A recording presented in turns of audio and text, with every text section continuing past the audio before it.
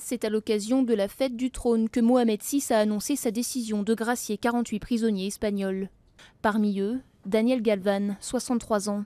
En 2011, il avait été reconnu coupable du viol de 11 enfants âgés de 4 à 15 ans. Condamné à 30 ans de prison, il avait été incarcéré à Kenitra, au nord de Rabat. Selon une source proche du dossier, Daniel Galvan serait un ancien agent secret et les services de renseignement espagnols auraient insisté directement auprès du cabinet royal pour l'inclure dans la liste des graciés.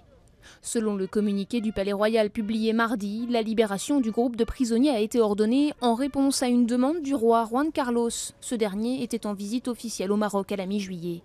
Un communiqué du ministre marocain de la Justice parle d'un échange de bons procédés entre deux pays, précisant tout de même que Daniel Galvan est désormais interdit d'entrer au Maroc. Les Marocains ont eux été choqués par cette décision qui a provoqué un tollé sur les réseaux sociaux. L'appel à manifester ce soir à Rabat compte plus de 20 000 adhésions. Ce scandale intervient dans un contexte très sensible.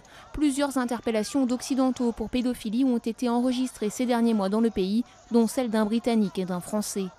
En mai dernier, plusieurs milliers de personnes avaient participé à une marche blanche à Casablanca pour dénoncer les violences faites aux enfants après l'agression d'une fillette de 9 ans.